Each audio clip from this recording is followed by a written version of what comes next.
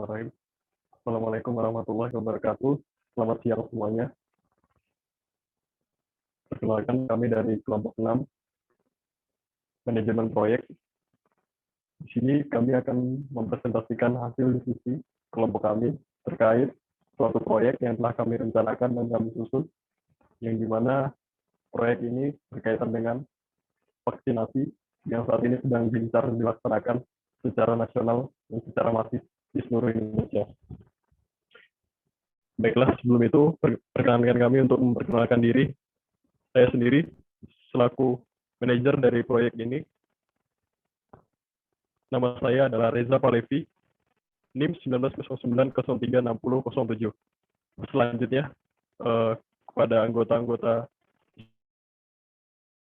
staf proyek saya, silakan untuk memperkenalkan diri.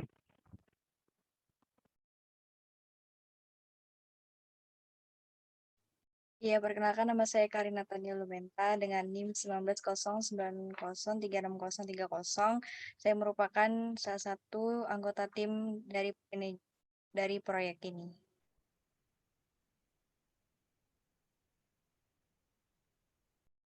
Selanjutnya kepada Mutiara. Ya, baik. Perkenalkan, nama saya Mutiara Kurota Aini dengan NIM 1909036022. Di sini saya sebagai anggota dari tim proyek ini. Selanjutnya kepada rekan saya yaitu Muhammad Rifki.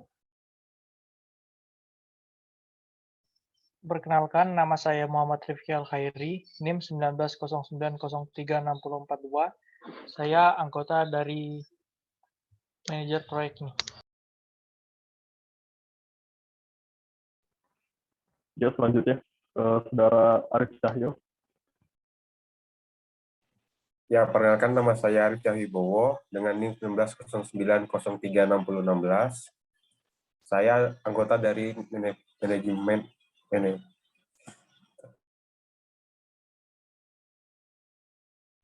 Baik, terima kasih. Selanjutnya kepada Saudari Rica, persilakan.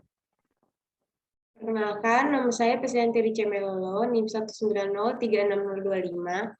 Saya anggota dari proyek ini. Selanjutnya, Saudari Lilis. Baik, Saudara Lilis.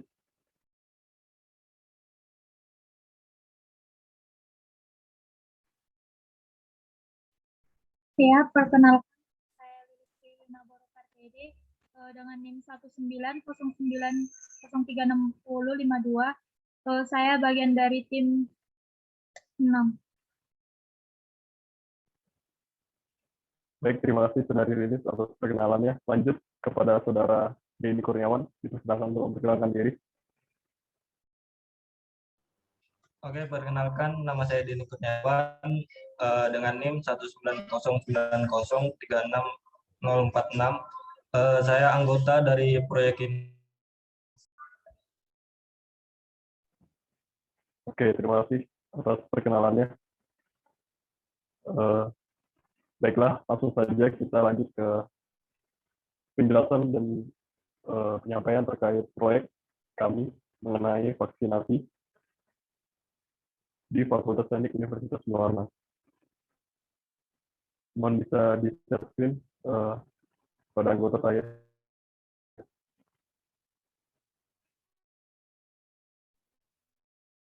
Ya, apakah share screen telah terlihat? Baik. Ya, sudah terlihat yang jelas. Terima kasih. Baik, berikut ini merupakan tema ataupun judul dari proyek kami, yaitu tentang penerapan model sistem antrian pasien multi-server pada proses pelaksanaan vaksinasi di Fakultas Teknik Universitas Muhammad. Jadi, proyek kami memfokuskan pada bagaimana penerapan dari sistem antrian pasien multi-server pada pelaksanaan vaksinasi. Mungkin bisa dilanjut.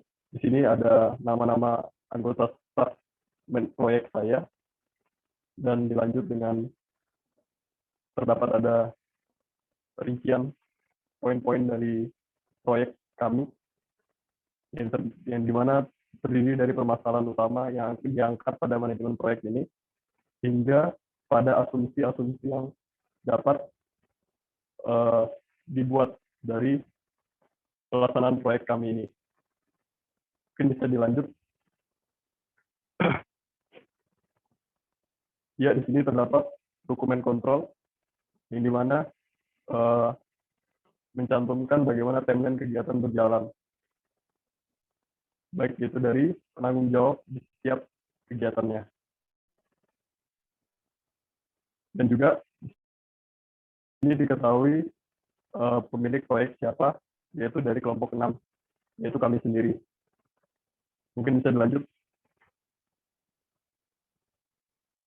Baik, selanjutnya merupakan info global, yang dimana di sini tercantum nama proyek, yaitu model sistem antrian question multi-server, yang dimana pemilik proyek itu sendiri, yaitu kami, kelompok 6, dan di manajerin oleh saya sendiri, proyek ini, yaitu Reza Parevi.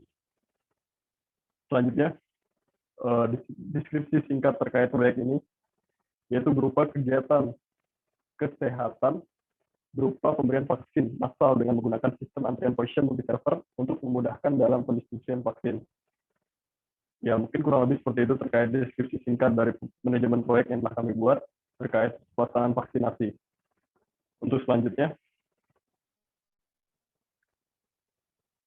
di sini terdapat beberapa poin, yaitu terdiri dari permasalahan, yang dimana kita tahu sendiri bahwasannya pada saat ini pelaksanaan vaksinasi masih sering terjadi ketidakkondusifan dan bisa menyebabkan berbagai masalah, salah satunya yaitu pemaparan COVID itu sendiri, di mana sistem antrian yang tidak beraturan dan juga kekurangan sumber daya manusia dalam mengatur jalannya antrian dari para peserta vaksin itu sendiri. Dan selanjutnya terdapat deskripsi produk atau service. Mungkin saya bacakan beberapa poinnya, yang dimana yang pertama itu ada pemberian waktu distribusi konstan hingga pelaksanaan vaksinasi yang teratur. Seperti yang saya telah sebutkan tadi, harapannya dengan pelaksanaan vaksinasi yang teratur dengan menerapkan metode question multi-server mampu meminimalisir terjadinya berbagai permasalahan yang ada. Mungkin bisa dilanjut.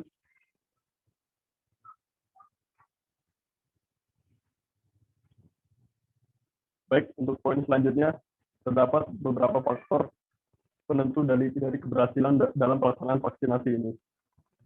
Yaitu, yang pertama ada donatur yang cukup, di mana harapannya dengan adanya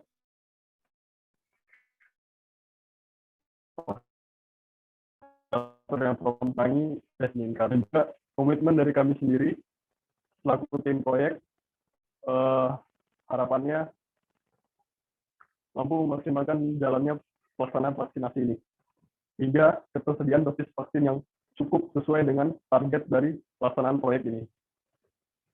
Untuk selanjutnya yaitu terdapat keuntungan yang diharapkan. Keuntungan yang kami harapkan dengan ini sendiri pastinya dengan penerapan model sistem antrian question multi-server mampu mengefisiensi dalam antrian vaksinasi berlangsung, dan juga menekan resiko terhambatnya antrian saat vaksinasi dilaksanakan.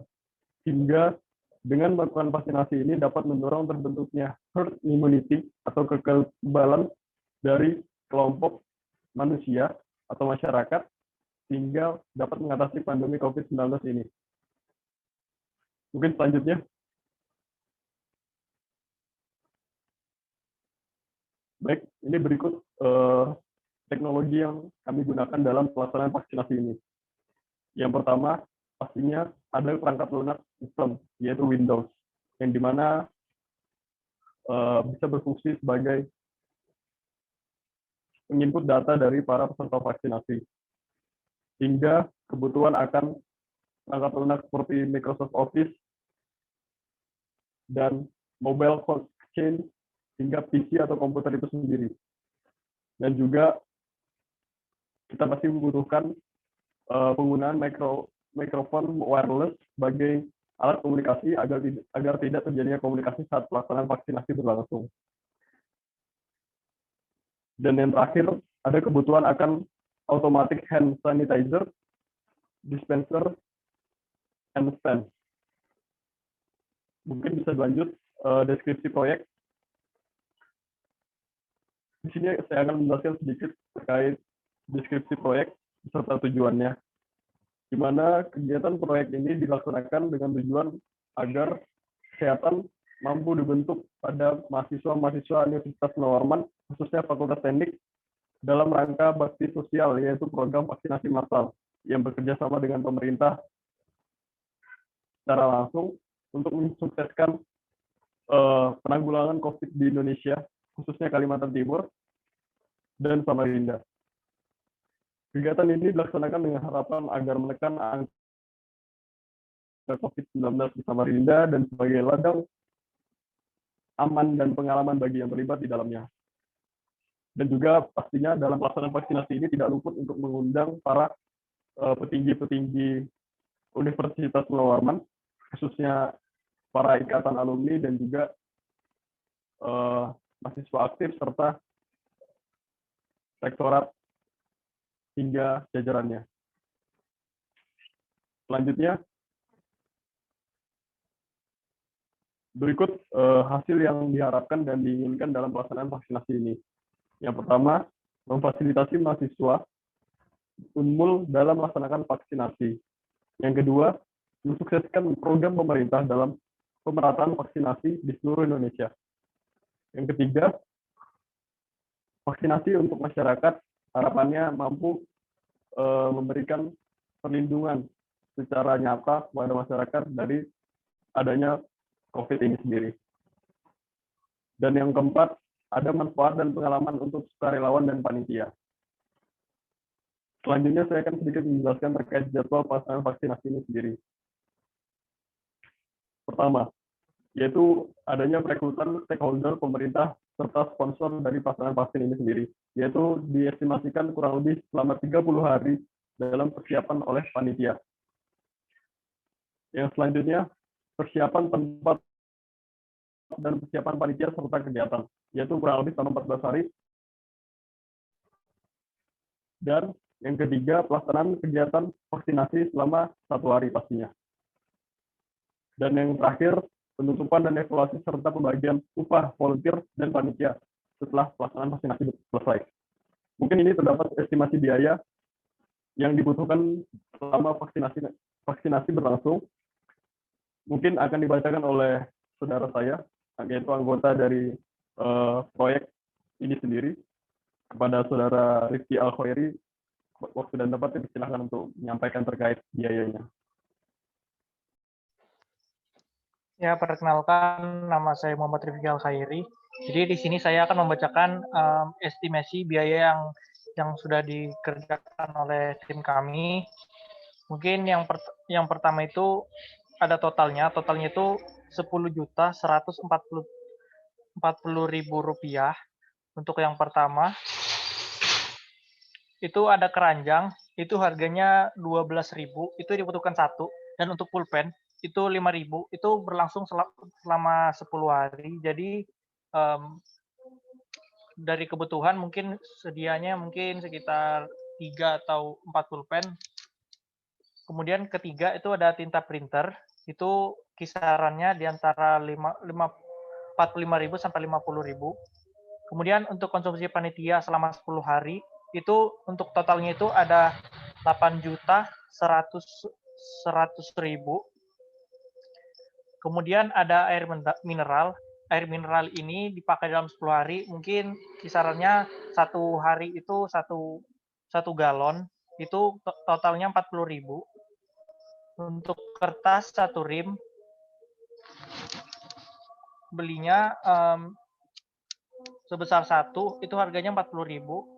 Dan untuk biaya volunteer itu masing-masing anggota itu dapat sekitar 75.000.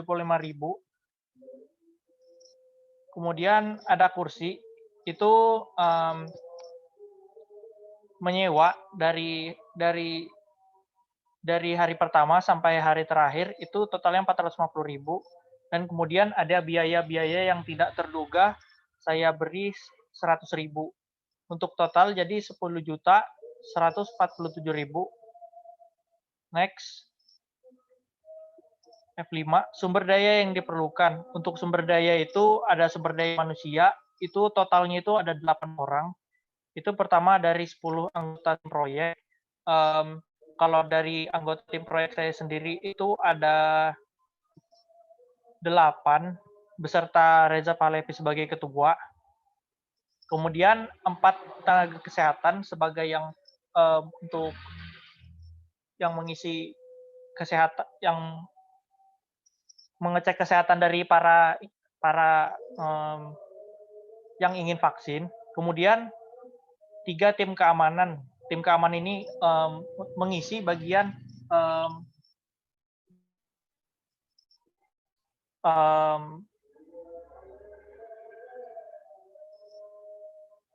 parkiran sama ini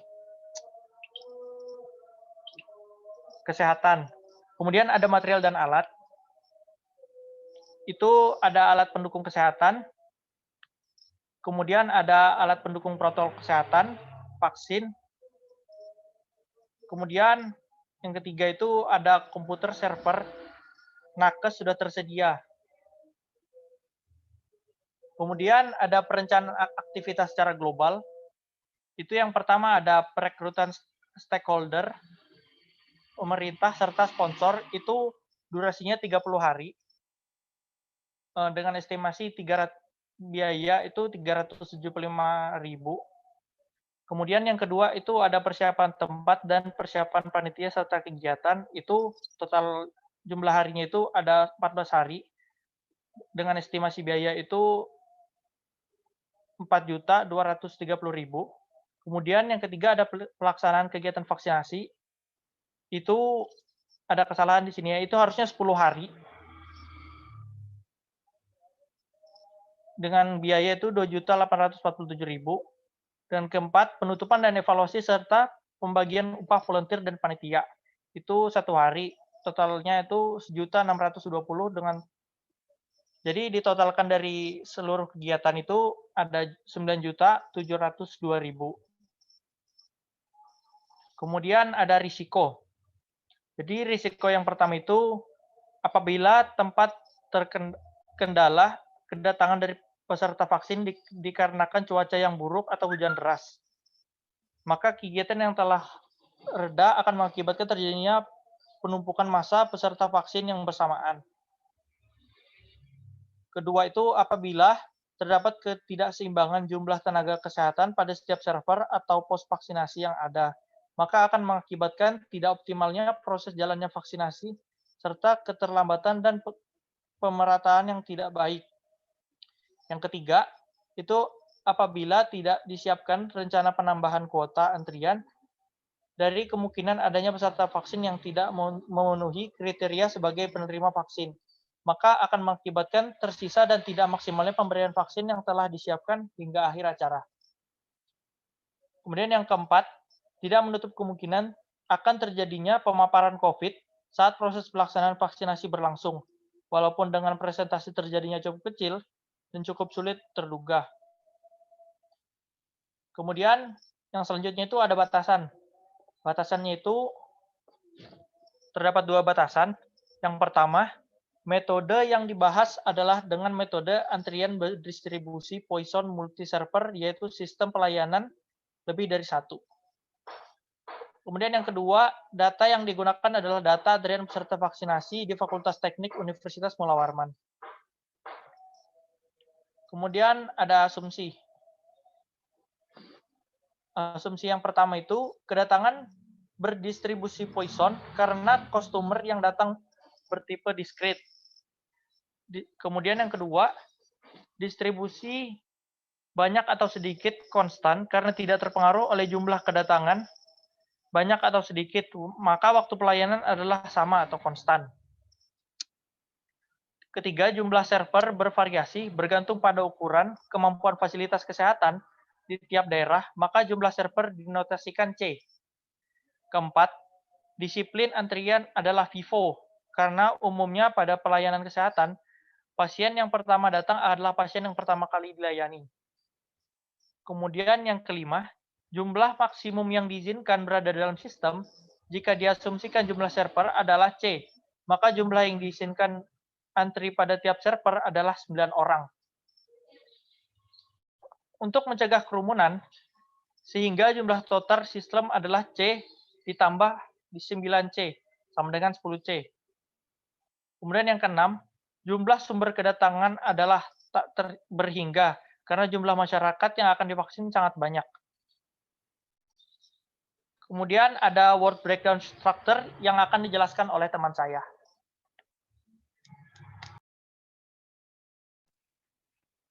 Baik, pada staff saya yang bagian terkait WBS ini sendiri, dimohon untuk bisa menjelaskan. Terima kasih.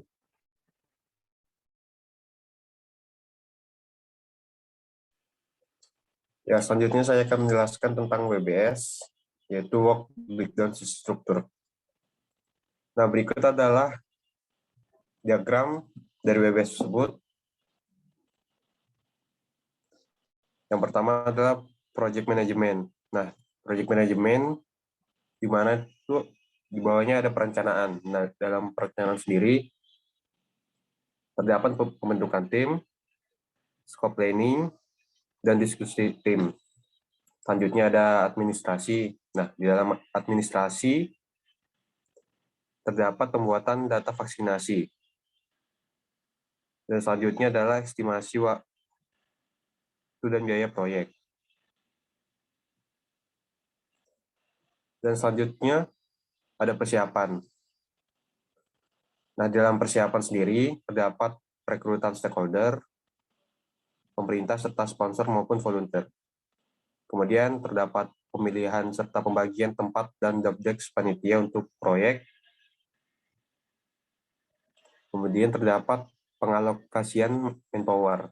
Nah, di dalam pengalokasian tersebut terdapat 2 poin. Yang pertama, pembuatan jadwal dan alokasi anggaran. Kemudian terdapat desain. Nah, di dalam desain tersebut terdapat penentuan model antrian dan pemilihan alat yang dibutuhkan. Kemudian eksekusi. Nah, di dalam eksekusi sendiri tersebut terdapat 5 poin. Yang pertama, melaksanakan rapat proyek. Yang kedua, pengadaan perlengkapan. Yang ketiga, pembuatan web antrian. Yang keempat, sosialisasi. Dan terakhir, pelaksanaan proyek. Nah, dan bagian terakhir adalah pengendalian proyek. Nah, dalam pengendalian proyek tersebut terdapat 2 poin, yaitu melakukan quality control dan penjaminan proyek. Next.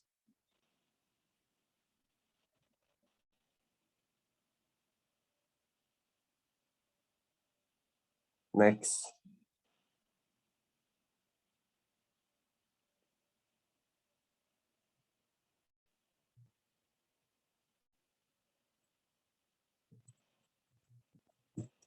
Next.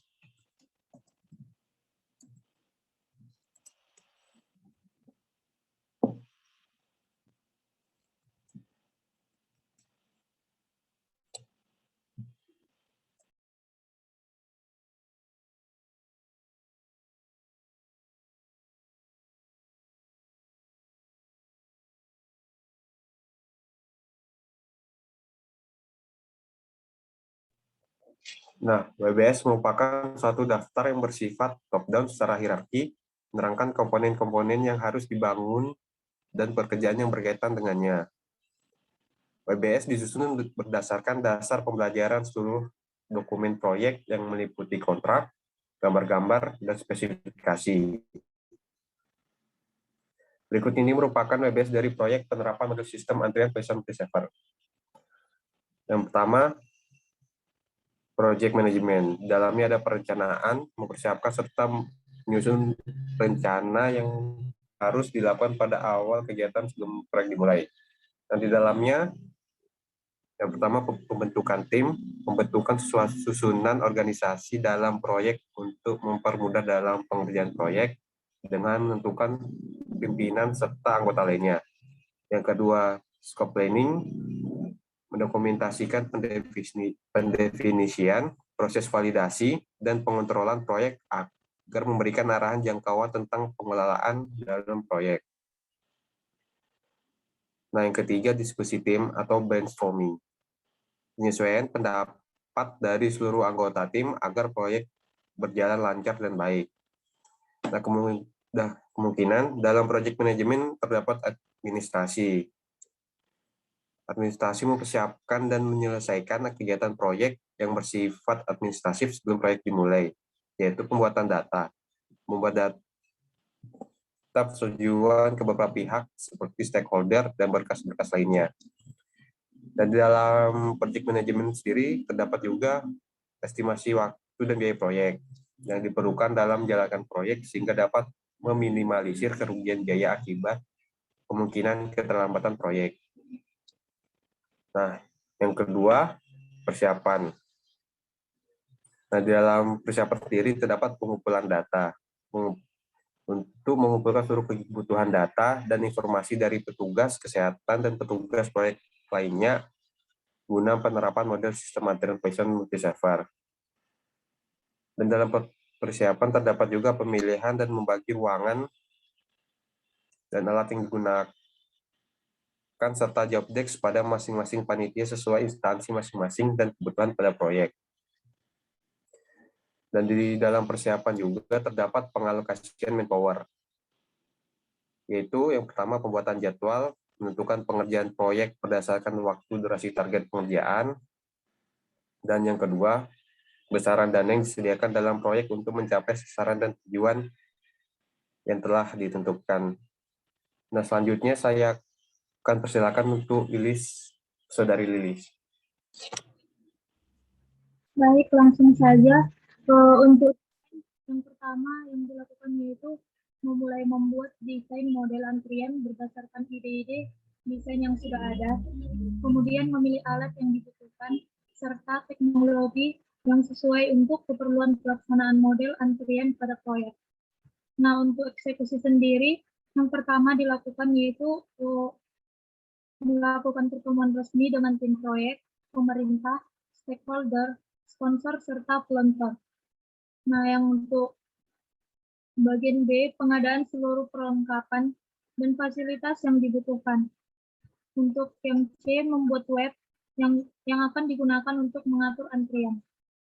Kemudian, melakukan sosialisasi kepada mahasiswa atau fakultas teknik terkait kegiatan dan cara pendaftaran. Kemudian melaksanakan kegiatan inti dari proyek yang dijalankan. Nah, yang terakhir yaitu pengendalian model antrian. Melakukan quality control dan uji coba model antrian yang telah dibuat. Kemudian menjamin atau waranti dalam bentuk konsultasi akhir pada petugas vaksinasi. Baik, saya kembalikan ke moderator. Oke, baik, terima kasih. Menurut saya yang telah membacakan terkait WBS ini sendiri. Mungkin bisa langsung kita lanjutkan saja terkait penyampaiannya. Mungkin bisa di next kepada staf saya terkait share screen-nya.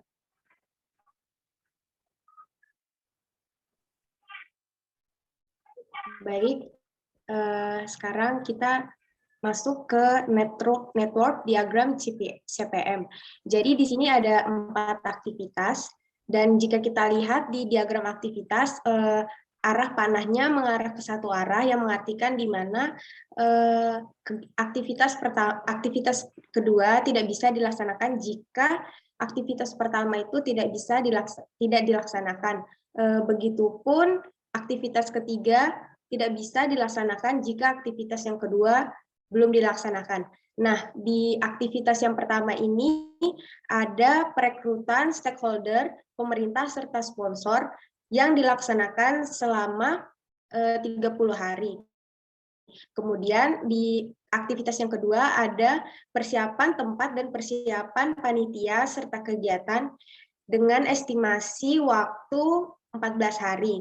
Selanjutnya teman saya akan menjelaskannya.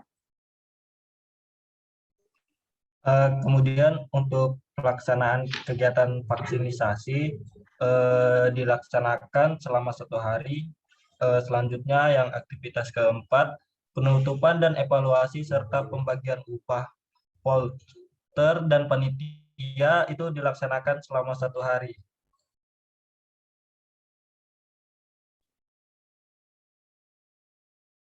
Selanjutnya untuk perhitungan, saya serahkan kepada teman saya.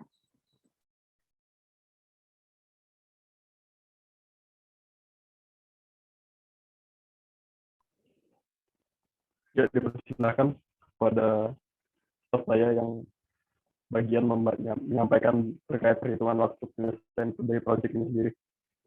Kepada Saudari Karin dan Mutiara, silakan. Ya, baik. Terima kasih atas waktunya. Berikut saya akan menjelaskan perhitungan waktu penyelesaian proyek dari proyek pelaksanaan vaksinasi di Fakultas Teknik dengan model antrian Poisson multi-server. Jadi yang perhitungan pertama yaitu perhitungan dengan metode CPM atau Critical Path Method. Selanjutnya ini merupakan network diagram dari proyek kita yang terdiri dari 4 kegiatan. Yang pertama merupakan kegiatan 1 selama 30 hari, yaitu perekrutan stakeholder, pemerintah, serta sponsor. Kegiatan yang kedua dilaksanakan selama 14 hari, yaitu persiapan tempat dan persiapan panitia serta kegiatan. Yang ketiga, yaitu kegiatannya dilaksanakan selama 1 hari, yakni merupakan kegiatan vaksinasi di Fakultas Teknik. Yang terakhir, kegiatan 4 dilaksanakan selama 1 hari, yaitu penutupan dan evaluasi serta pembagian upah volunteer dan panitia. Selanjutnya merupakan perhitungan early start, early finish, later start, later finish network diagram yang terdiri dari 4 aktivitas. Di mana aktivitas pertama nilai AS-nya itu merupakan 0, nilai AF-nya 30, LS-nya 0, LF-nya 30 hari. Yang pada aktivitas kedua, LS-nya 30 hari, LF-nya 44 hari, LS-nya 30 hari, LF-nya 44 hari. Pada aktivitas ketiga, LS-nya sebanyak 44 hari, LF-nya 45 hari, LS-nya 44 hari, LF-nya 45 hari. Dan pada kegiatan terakhir, yaitu kegiatan keempat, memiliki nilai LS 45 hari, LF-nya terdiri dari 46 hari, LS 45 hari, LF 46 hari. Jadi dari kegiatan 1 sampai 4 itu merupakan connected path. Jadi connected path-nya itu pada proyek ini beruntun mulai dari kegiatan pertama hingga kegiatan 4. Begitu pula dengan perhitungan early start, early finish, later start, later finish-nya beruntun juga, sehingga pada perhitungan slide dapat dilihat di sini bahwa memiliki perhitungan slack yang dimana masing-masing aktivitasnya, masing-masing kegiatan itu memiliki nilai slack 0. Di mana nilai 0 ini yang memiliki arti berarti kegiatan tersebut berada di lintasan kritis. Kemudian saya akan menyerahkan penjelasan metode PERT kepada teman saya, itu Mutiara. Kepada Mutiara dipersilakan. Iya, baik. Di sini saya akan menerangkan tentang metode PERT atau Program Evaluation and Review Technique, di mana metode PERT ini merupakan salah satu perkembangan dari metode CPM, yaitu lebih mengutamakan pada unsur probabilitas dengan asumsi bahwa setiap aktivitas pekerjaan mempunyai kemungkinan-kemungkinan lain dalam proses pengerjaannya. Masuk kepada bagian perhitungan, di sini terdapat perhitungan expected time duration, yaitu dengan rumus optimistic time plus 4 most likely time plus pessimistic time terus dibagi sama 6. Nah, di sini pada metode PERT ini terdapat 3 estimasi waktu. Yang pertama ada optimistic time, yaitu merupakan waktu yang paling optimis atau waktu yang paling minimum dalam menyelesaikan suatu aktivitas di dalam suatu proyek. Terus yang kedua itu ada most likely time, yaitu merupakan waktu yang paling mungkin untuk menyelesaikan suatu aktivitas pada proyek. Dan yang terakhir itu ada pessimistic time, yang merupakan waktu yang paling pesimis atau waktu yang paling maksimum dalam mengerjakan suatu aktivitas dalam suatu proyek. Nah, pada studi kasus pembagian vaksinasi COVID di Fakultas Teknik ini terdapat aktivitas yang pertama dengan optimistic time 20, most likely time 30 hari, dan pessimistic time 45 hari. Pada aktivitas yang kedua terdapat optimistic time 10 hari, most likely time 16 hari, dan pessimistic time 20 hari. Pada aktivitas yang ketiga terdapat optimistic time 1 hari, most likely time 1 hari, dan pessimistic time 2 hari. Dan pada aktivitas yang terakhir itu terdapat optimistic time 1 hari, most likely time 1 hari, dan pessimistic time 2 hari. Adapun hasil perhitungan menggunakan rumus expected time duration yang udah tadi ditampilkan, pada aktivitas yang pertama terdapat kemungkinan penyelesaian aktivitas pada proyek ini pada aktivitas yang pertama sebanyak 30,8 hari, pada aktivitas yang kedua 15,7 hari, pada aktivitas yang ketiga 1,2 hari, dan pada aktivitas yang keempat 1,2 hari. Adapun total dari penyelesaian seluruh aktivitas pada proyek ini sebanyak 48,8 hari. Mungkin sekian dari penjelasan saya kembalikan ke manajer. Baik, terima kasih pada Saudari Karina Taniel Menta dan Mutiara Kotaini atas penyampaiannya terkait perhitungan waktu ini sendiri. Dan juga terima kasih kepada semua tim saya yang telah menyampaikan dengan baik terkait proyek yang sedang kita garap pada saat hari ini. Baik, mungkin dari saya cukup selaku manajer proyek mengucapkan terima kasih dan sampai jumpa di lain waktu. Saya tutup. Sekian dari saya. Mohon maaf apabila terdapat salah kata dalam penyampaian maupun ucapan, baik yang disengaja maupun tidak disengaja. Saya tutup. Sekian. Selamat siang. Assalamualaikum warahmatullahi wabarakatuh.